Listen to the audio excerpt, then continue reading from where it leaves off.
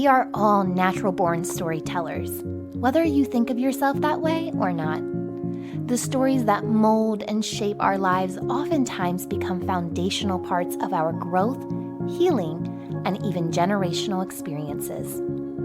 Welcome to Awaken Your Soul Sunday, a storytelling series that shares the moments of awakening, trials and tribulations, truth, and vulnerability in the words and voice of the featured storyteller. And now, a life-changing story from this week's guest. My name is Beth Cohen. I'm a novelist, essayist, storyteller, and podcaster. In 1992, when I was 16 years old, I got my first job.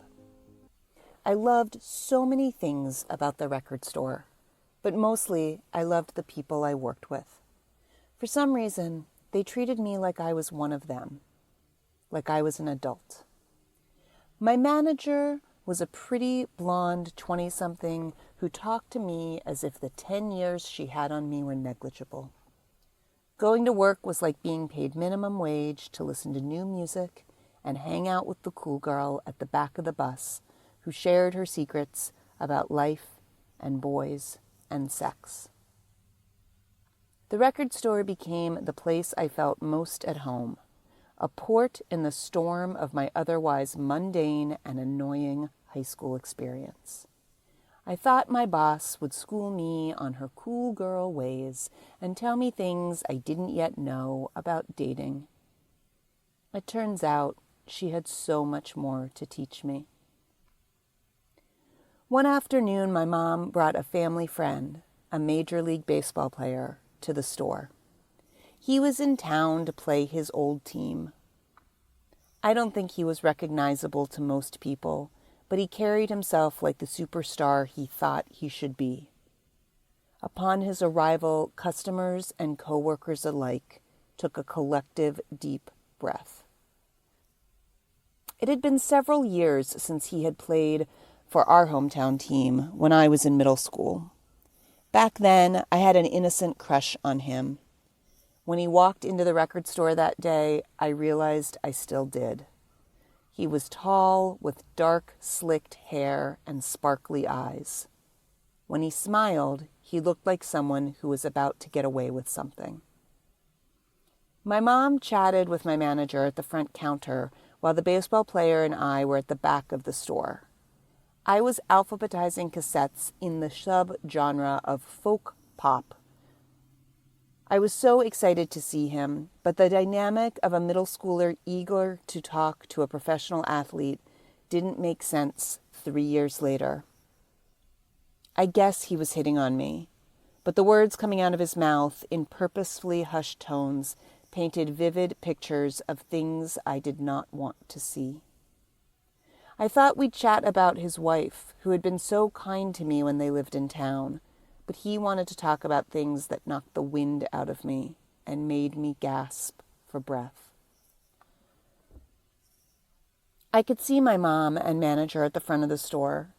I focused my eyes on them. My manager was talking with her hands. My mom was beaming. They could see us from where they stood, but they couldn't hear his whispers. Everyone just kept smiling, including me. I didn't know what else to do. After they left, my manager put her arm around me. "You have a crush on him, don't you?" she asked. I shook my head and burst into tears.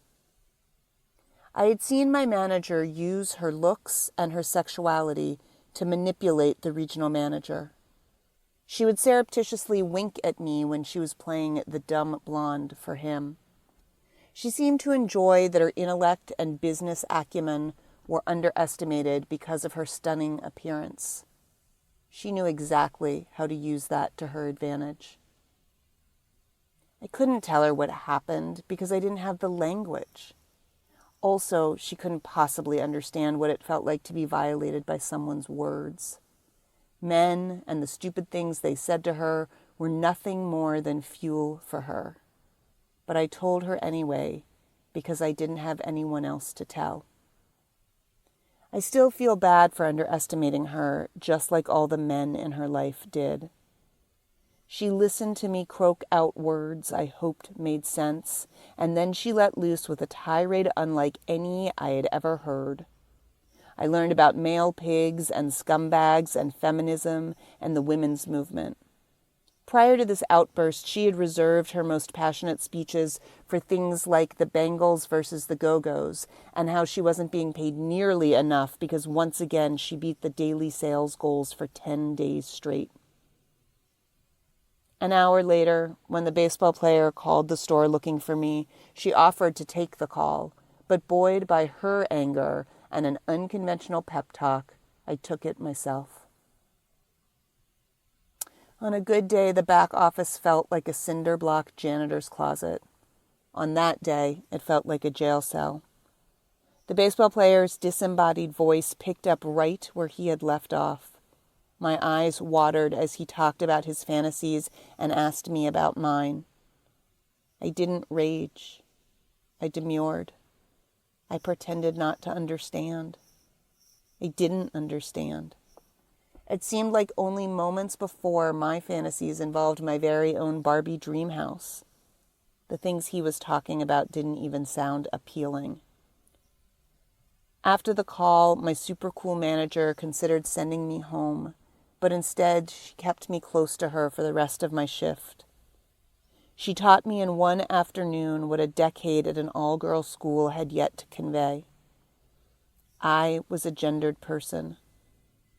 25 years later, my manager's exact words are lost to me, but her message is not. She urged me to define my sexuality for myself before someone else did.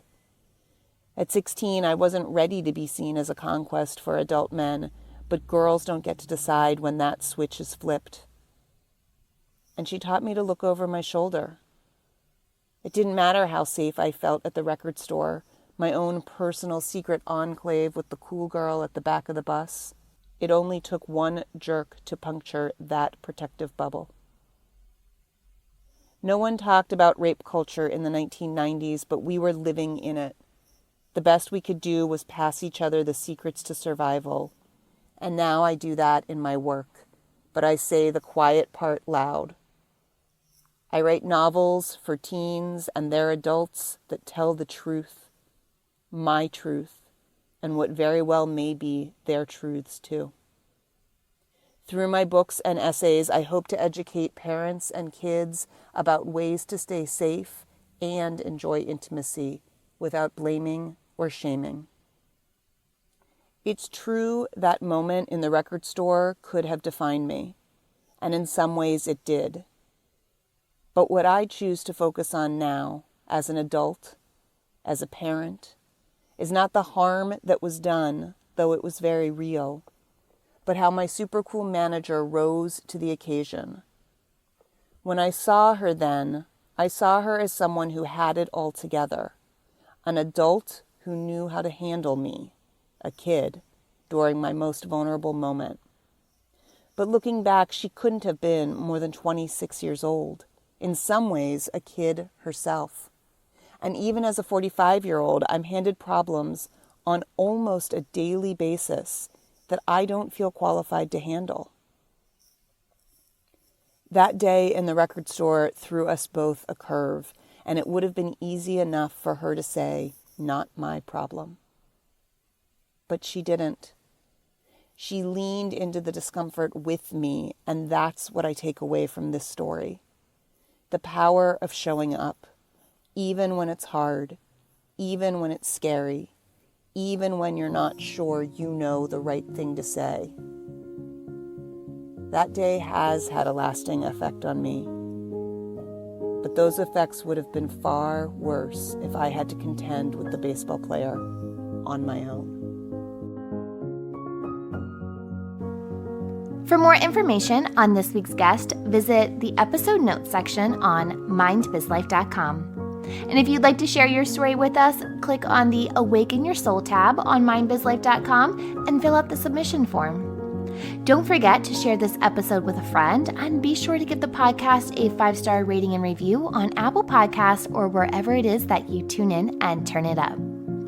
Join me on Wednesday for more life mastery conversations, but until then, remember, Every level of life is an opportunity to grow. Be well, my friend.